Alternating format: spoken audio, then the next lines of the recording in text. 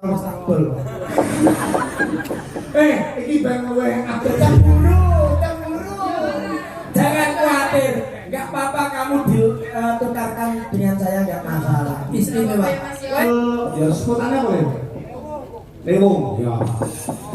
Diunggah ke Bebas ya kanthi tetebangan lewung. Monggo ya ini Mas Gatus Gandul. Dados ya Mas. Ya.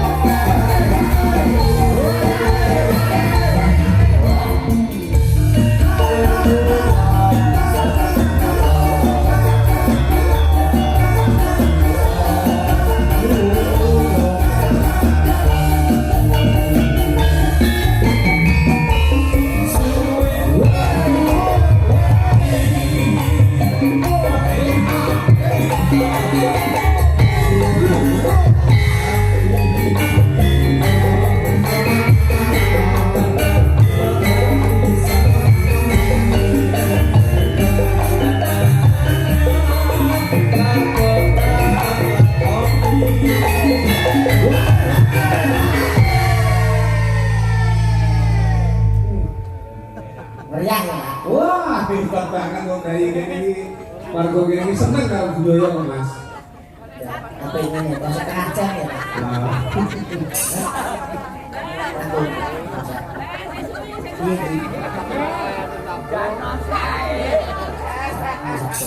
Satu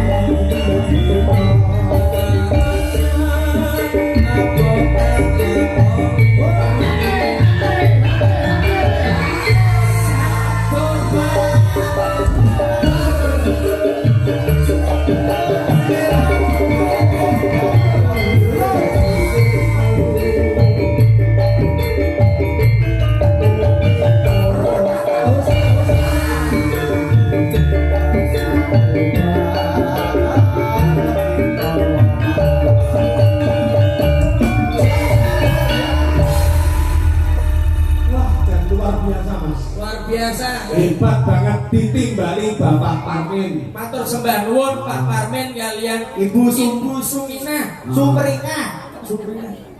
Sumringah nih Pak. Iki Sumina iki acarane tasyakuran. Nggih. Ruwatan. Kalau sampun paripurna. Niki cethok nek Bapak Parmin niku pengin sehat seger waras maring kang putra dipun ruwat.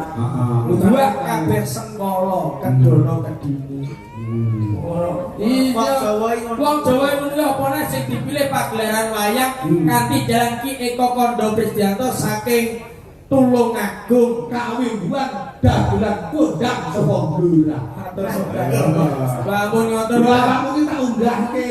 Unggahno piye wong Eko kono wis dilokne. Piye? Dagelan cilik-cilik. Aku jane ya wis Lho, ki ame munggahe rodok Pak aku. Iya. Napa mulai saged sowan wonten Ponorogo Bumi Reok Kota Santri. Lho, ini kali. Delok Google kok, Pak.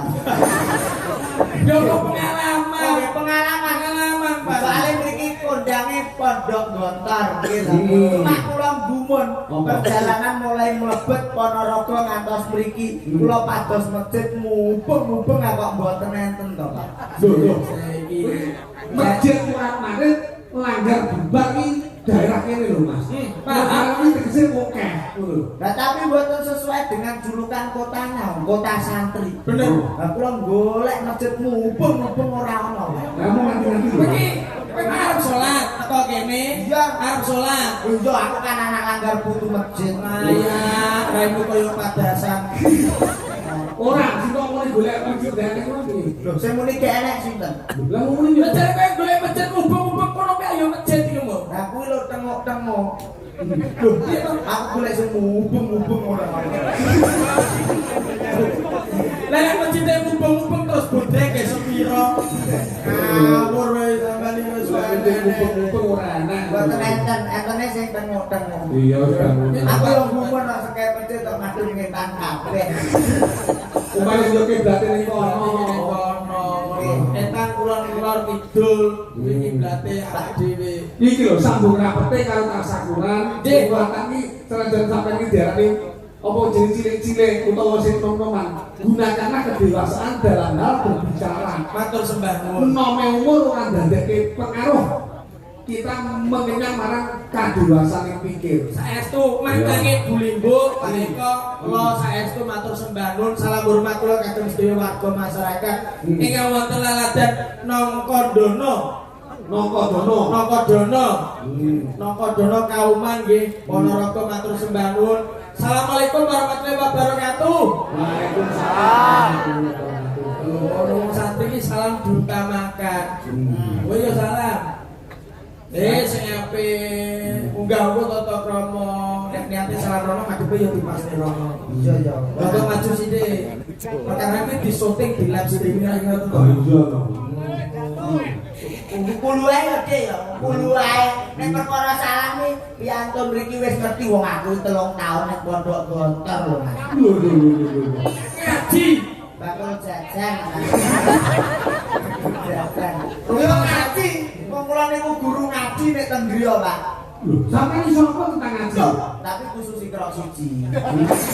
Ikrok siji piye? Beli batak niku to. Oh. Sak niku nggih penting lho, sak niku maca Al-Qur'an nek mboten paham ali batak nggih anu. Oh, Mboten sak. Apa le ngono kowe? Masalah Al-Qur'an. Huruf hijaiyah ngerti. Yo Ali bata enek piro? 29 Akeh men to. 29 Lah ngono kok jare weton pondok ngayat teko itu siji ora pamur detail. jare Pak Yai ku 29 wis. Huruf hijaiyah apal. 29 wis termasuk dalam sensi. Kan ngomong mau kecot. Huruf hijaiyah apa? Apa? Ali bata enek piro? 29 Akeh men. Wis telu 29 Dek. Apa ae jajan? Ali batak sak jim. Sing takok sak karo jim sapa? Tapi tak apa? Alif batak lho telu. Jangan dosa. Ora nggo sak ini lho Pak. Dulu ora gara gelem rukun yo niki. Lho, Saya kok nang dosa aku mbok adahi apa? hurufe iki lho hurufe. Iya, hurufe. Ora utama alif batak. Ngono lho. Seto, lek gandul api sampeyan gandul lho. Piye kok kandul? Irung cangkem sesuai. Lek awakmu ojo miring ya. Kok bangun cangkemmu dibanding wong liya. Kula jane mancung, Pak. Nek lambene kedawan. Tapi njonjol mboten sombong. Kula riyen umpama gelem no dadi mantune Bupati Blora. Lho.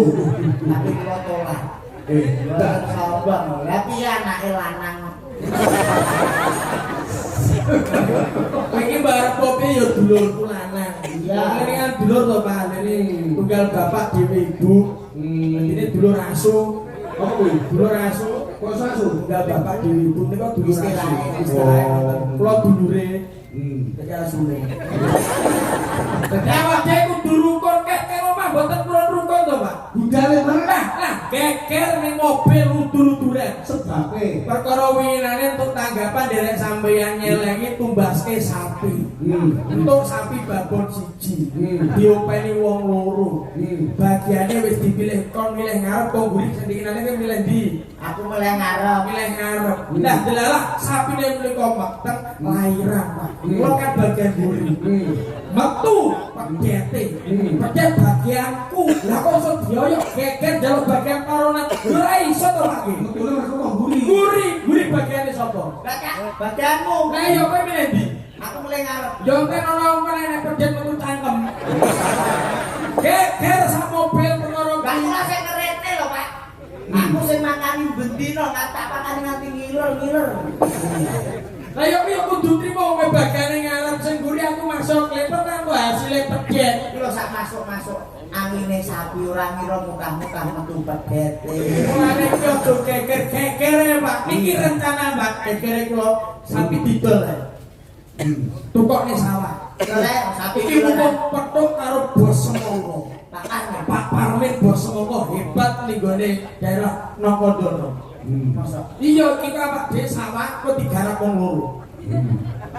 Piye? Ora masuk ora? Pertanyaan kene lho, nganti 3 kali nggih Pak. Luar biasa. Mboten enten ngomong nggih mriki nggih. Paine saya sedaya nggih. Amin. Lah tapi nek nganti bocone sawah aku sing rugi lho. Aku wis meneliti sapi lho. Piye? Lah sampean ngerti kenapa sapi iki kok ngiler terus? Ya mergo kakek Angger kayu kok mesti metu ngiler ya. ya mergo kakek dipakani. Salah. Tenengan Pak ya. Ya mergo kedudukan karo panganan itu dadi tidak antus ngiler. Mboten. Lah ya kok Sebabnya apa sapi kok ngiler wae? Sebabnya ora iso ngidu. ya itu ngidoli lain. Iso tenengan. Ayo pegel lah wong sapi kok. Ora ngiler ora iso gitu. Kowe iki lho ngono ya kok ngene logika. Kowe paham sapi? Paham? Nek sapi madhep ulun butute ning ndi? Nek ngetan. Lah nek sapi madhep ngidul. Yo nek ngeluar. Nah, ra iso. Yo nek ngeluar. Kudu. Nek nek pulang buntute nek ngetan. Lah nek sapi madhep ngidul, Buntute nek ngeluar. ora iso. Lah piye? Panggah ning etan. Lah kok iso? Ngomong nengok tok. Sik ngomong perkara sapi. Sapi iki sampe penemu sikile piro? Sekawan. Papat. Iki wong mendung iki lho iki. Sapi iki papat, Pak. Nek kewan kaya manuk nika sikile loro ya, Dik. Ngene Sapi iki sikile 8. kok sakit. Lho, saiki saka ngiringan piro kabeh? Loro. Nah, saka mburi Loro. Nah, saka ngiringan sisi Loro. nah, saka ngarep loro ping 4 piro? 8. Lah ini opo? Kita Pak Eko pinter pelajaran mata-mata. Matematika. Ra trimo gene bedhano. Tak percaya. Apa? Kok akeh mesti ngerti sapi siji sikile piro? Papat. Papat. Nek sapi ning kandang kene lanang wedok loro sikile piro? Enek piro Pak Eko? Lah ya 8 lho. Wong kita sapine loro lanang wedok nek kandang. Ya 8 Mas, loro. Nah, wedok. waduh kocloke. Lho, Wong ning kandang lanang wedok kok lah ya 6, 8. Pak. Lah kok iso 6 Sikile kawin. loro numpak. Wong iki Loro numpak. Kowe apa tanggapan suwe kok ngobrol mendelok sapi karo. Awak iki patut bersyukur alhamdulillah matur sembah nuwun kalian warga masyarakat ingkang wonten mriki saha khususipun Pak Parmin kalian Ibu ingkang sampun nimbali sak kanca. Gumun Pak, duit semongkoe saged damel acara kados ngeten iki. ya duwe kok TKT gede, Mas. Di pas-pasne sindene wonten pinten menika cacahe? Songo. Songo menika umpama dijawane semongko. Iso semongko. Songo semongko. Mane bodine ya kaya semongko, semongko. Dan saestu niki tenang. Apa-apa ki nek niat Mas. Aja meneh kok Pak Parmin. Iya. Tangga kuwi nandur semongko meng saadat niku saged dinggo umroh lho Pak. Semongko sadar iki Nggih, niku ditandur teng sawah. Dipanen niku kena nggih modal umroh. Wah, piye carane? Apa bibitnya gede-gede? Lho ora ya didol sak sawahe to. Mesti langsung saged budal. Kuwi jenenge ora adol semongko, adol sawah yo nyuk. Kan iso umroh. Umroh yo karo kata-katamu kok iso bleset rumah Iki lho, Pak pasang-pasang kurang karo latane wis ora perlu piye. Biasa nek kula Kejawen yo. biasa Umpamane, pamon apa? yo umpamane tasakuran iki piye wujudane sujud syukur. Yo. Nek saged mboten usah ngoten niku sedekah yo aja. Lho, Piye to? Awak dhewe wajib menyukuri. Sing dicukur sapa kaya gundul kabeh. Tapi mensyukuri. mensyukuri rahmat saking Allah. Eling bahwa bondo dunya iki Titipan lho. Wow, jadi awake dhewe kudu iso membagikan kepada orang yang lain. Poine teng mriki. Nek bondo donya niku titipan sing titip sinten? Gusti Allah Subhanahu wa taala Sing dititipi umate menungso. menungso. Lah nek bondo donya niki cetha titipan kok dindung-ndungke. Lah nek sak wayah-wayah sing titip takok jawab. Ayo. Umpama jenengan tenggene parkiran titip sepeda motor dijaluk balik mboten? Jadi jalur balik no. Umpama titip bojo ning gone maratuwa dijaluk balik Jadi mboten? jalur balik no. Lah umpama kok bojomu kuwi diter-iterno tanggane maratuwamu seneng sampe. Pripun to, Pak? Kayak dawuh para kiai dunyai kan bondo iki titipan. 100% dari Allah, 2,5% itu adalah milik hak orang lain. Fakir miskin. Ngono lho, Dik. Lah kene iku lak titipan. Lah kok sampean ndung-ndungke nek sak wayah-wayah sing titip takon terus piye? Biasa iki lho, Pak. Piye? Lah nek kudune piye desa sekolah? Lho kudune dienggo dhewe. Lho kuwi jenenge murka egois lho. Ngene iki sing pelit-pelit mesti nek bener ya omongane terus. Hati-hati, omong sama hati-hati. Iki tahun 2025. 2025 iki angkane piro?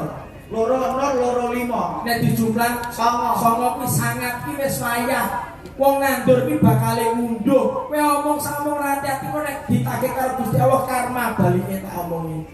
Lah terus nyapa? Wong nandur ki ngunduh, Dik. Hati-hati kowe nek ngomong. Ora kabeh lah nek dicolongi wong piye. Tapi kan wong utange mesti balekne. Lah nek wonge minggat. Jadi piye to? Ngene lho, kowe ngomong gawe kuwi mesti nganggo. Apa nek gawe iki dienggo? Mesti wong sapa gawe mesti nganggo. Lah penjahit kae nggih klambi kok didol. Ya ngomong iki pripun to Pak? Kok sekali terus to Pak? Kok desa sak awake malah ngomong kamu. Wong iki piye kudune piye wong? Biasa mawon.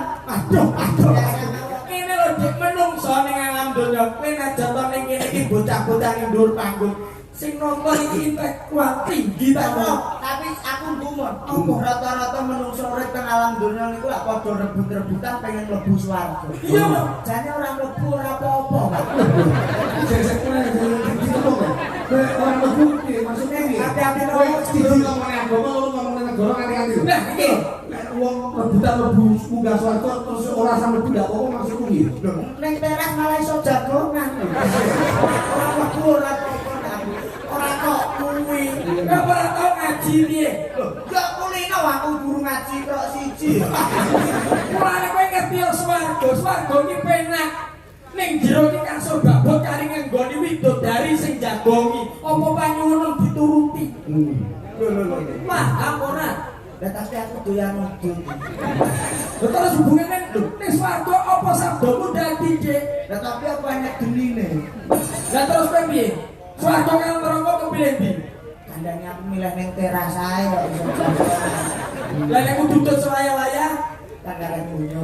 nek dikar nyanu cakep mau kono neraka. Yo langsung aku sembrono. Ora kaya ngono ya. Ora ngono. Lah sembrono aja ngawur kowe. Nggih, sing baku niki Pak Parmen luar biasa. Nah, sedekah sing paling bermanfaat nggih bengi niki. Nah. Mergo nek wujude pagelaran iki dirupiahne, dindongne dhuwit niku paling mentok seminggu sesasi pun telas. Tapi nek diwujudke pagelaran ngeten iki iso gawe senenge atine wong akeh niku manfaate seumur hidup. Sapa wong sing gawe senenge wong akeh Mas?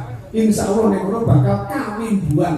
Wujude ganjaran pahala toto diangkat derajat martabate. Masuk. Iki aku seneng dereke Pak Eko iki pasti ada kata-kata mulia sing iso tak go mulai tak go pelajaran hidup. Kaya awakmu nek membangun rumah tangga piye ben ampe bojomu ki tresno karo awakmu. Wis dibojo. Sampun. Bojomu lanang. Lanang. Wedok. Uang. Uang. Oh. Putramu anakmu sudah. Kalih, Pak. Umpamane bojo kuwi bojo sing sip. Ngerti tugasé wong wedok 3M. Oh, kudu. Siji, Masak, loro, mana, telu, mana. Loh. 3M iki gak ngono. Tapi Masak, masak, mana? kalah kalau bojoku jarang masak yo monak mana. Sing penting mana Ya sing kleru kowe, kudune bojo iki dilono program pemerintah sing jenenge KB. wis, Keluarga berencana. wis Mas. Lah kok iso metene? Kanane metene yo mergo kabeh kuwi Anu kabeh apa? pil. Pela yo anggere diombe pas sing putih kae yo ora meteng to, Dik. Lho nyatane meteng. Kok iso lho? Lah piye pile lagi tok bulu, katok wis tok dengkul. Jadi dia lagi dulu kelar ya. Nggih. Tapi nek karo bojoku terus tak teliti mergo sering meteng kuwi. Lho, Piye sampean lho wong meteng sing gedhe apane? ayo matangnya no. Kuno. Loh, wong mesti sing gede kan matangnya no.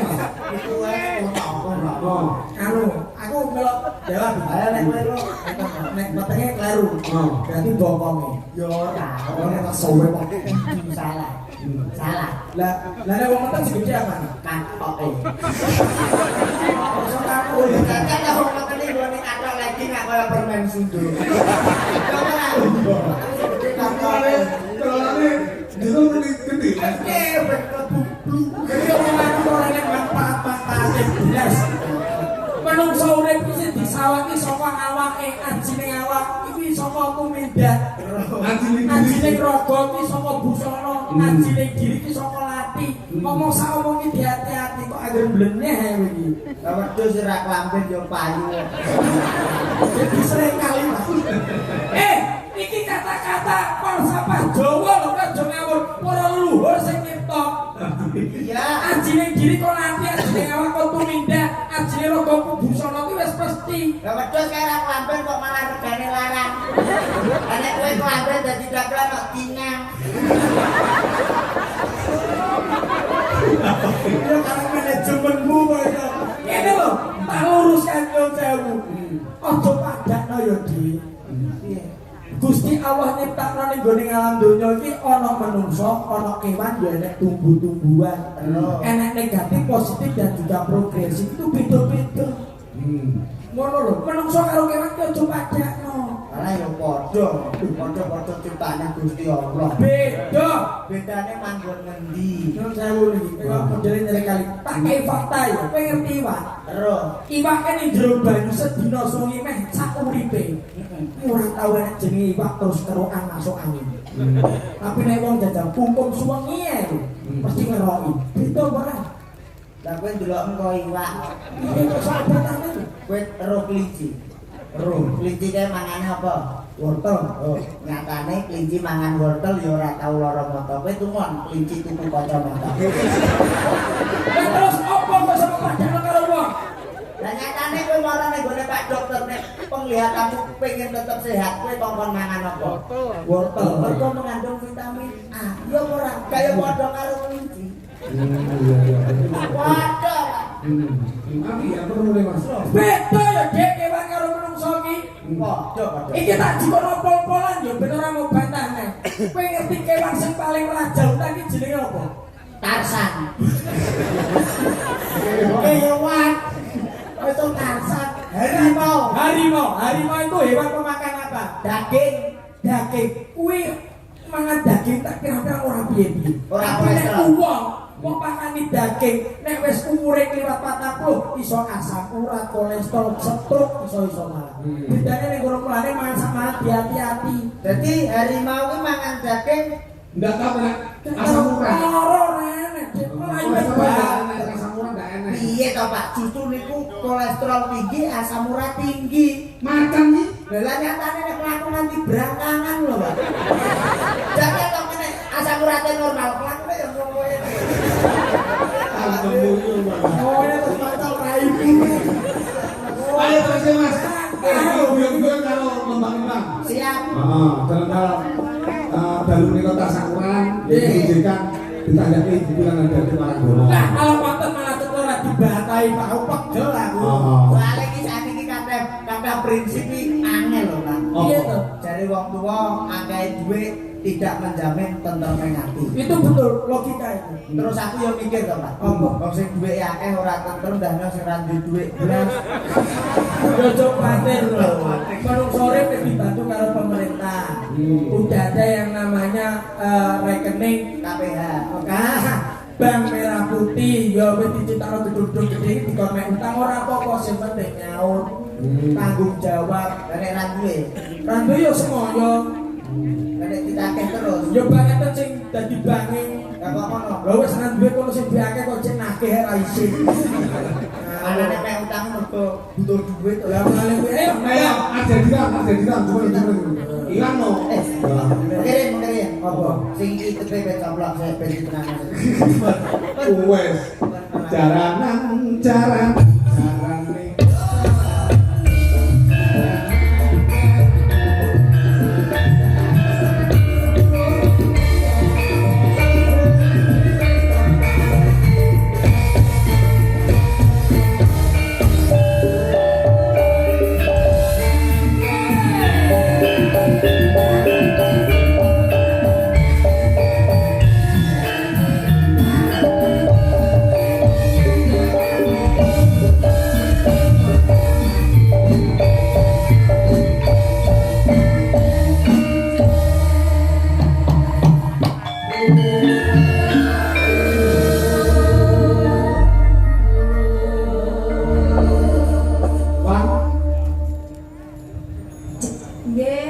Kamu sambung bos.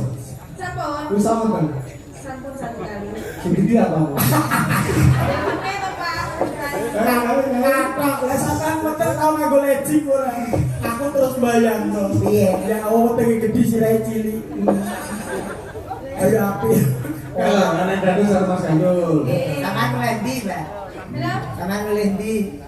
Aku di antara kalian berdua tuh. Nggih to. Misalnya sampean milih aku opo panyuwunmu bakal tak udani wae. Ini. Kanane. Ya kuwi tak turuti. Sama piye? Mbak aku mau apa piye?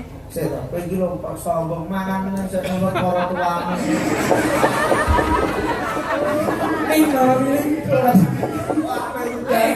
Aku ki mantu sing paling bekti tak ngandani. Aku koyo ngene iki yo golekno wong tuaku.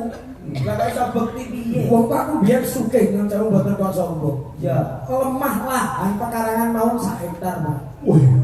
Yo. Aku anggar karipan nyatung iki mereka mesti nyapu dhewe, resik-resik dhewe. Gandeng aku mantu yang berbakti kepada wong tuwa. Mesakne karo Mesakne. orang tua. Alhamdulillah sing separuh wis tak bel. Iki bang kowe Abdul iki digandene siji-siji. Oh, betul. mantap. Ini cuma ini. Oh tak kembar. Oh iya. Kakak beranak. Kakak beradik.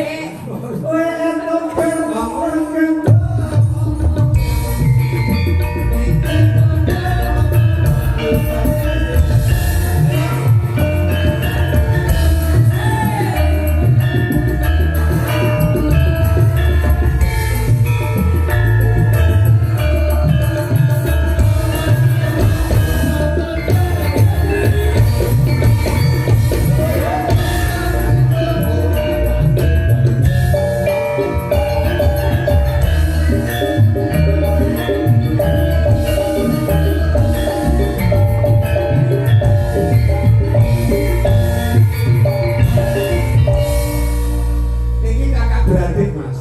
Nggih. Ardia Diwan karo Indi. Lah kok jenenge beda? Yo yang jenenge kakak beradik lah yo. Kakak beradik paling lagi yang mirip-mirip ke Parno yo karo Parni nek lanang wedok. Oh, Parno yo karo Sarmo kan padha. Mosok Iwan karo Indri jauh. Padha karo ini yo. I karo Iwan Indri. Oh ini. Oh. Tetanggamu kan sapa kan?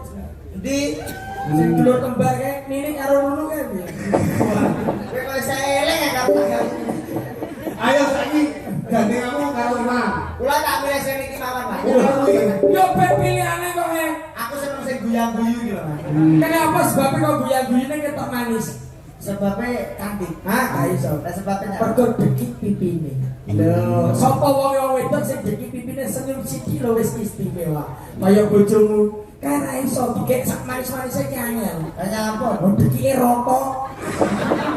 Apa kayak tiba kantung cor-coran. Wah, ya ora dekik to. Wow, nah. Ayo Indri, aku nggak ngerti. Iya lho, kita sehat sing iki, Mas. Nek karo Mbak Iwan. Sampai dinyek Mbak Iwan, mosok sampean dulu gak sehat. Lu kan yo sehat lho. Jadi si aneh guyang-guyu, Mbak. Soalnya dawuh Pak Dokter, ki nek wong ki seneng guyu, iku paru-parune marakne sehat. Lah iki malah kentir lho malah. Aku dhewe masih Cemburu, cemburu. Jangan khawatir, nggak apa-apa kamu ditukarkan dengan saya nggak masalah. Istimewa. Wes rapopo insya Allah aku lamban dari Pak Kau tumpakane kula saiki wis mobil. Sama numpak mobil saiki ya Mas. Mobil tak parkir ning lapangan kang dene tulisane ora nyono. Mobil gandul. Ora sak kuwatir iki kowe aku nek ning ratangga aku di mobil akhirnya tulisane dijual.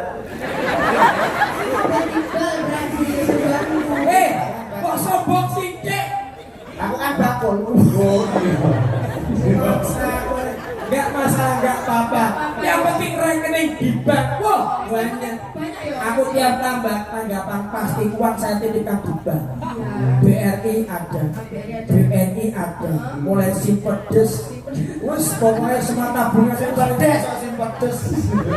Kok sambel. Pokoknya semua BNI ada. Full. Jaluk apa kangen Dul? Nyuwun apa tak turunin mau jalan-jalan Mau jalan-jalan. kemana? Jangan di lokal, interlokal. Internasional ya Mas. Yang penting jangan di Iran dan Israel. Apa? Ada bom-boman. Turun dulu. Beda omah ya dek, apa kulit memampu kendaraan. Salah duit kurang dapat. Halo sampean. Sampai sampean Mas. Makasih wis rasa dulu. Gak apa-apa. Duit ku nek omah telung sak kulo berarti. Wih duit kok ora telung sak lho. Bisa wujud pari ya. Wah ayu. Luar biasa cantik, luar biasa perawatan. Nanti saya belikan skincare ya sih ya. Bujumar aku kok nopo. Fresh care. Oke kulino mampuan. Siki roto. Aja nes-nes toh su. Loh.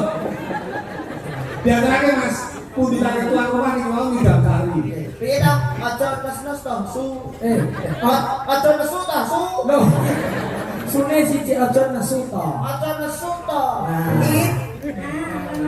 Ini tuh masuk. Kalau out itu keluar. Oh iya. Kalau outball, Outban. outball itu apa? Outbal iki bal metu. Oh, jenis handball. Kuwi bal kena tangan. Dan bal mlebu gawang. Gol. Tanpa bobol. Ya, di rumah tembaknya nganggo ngidam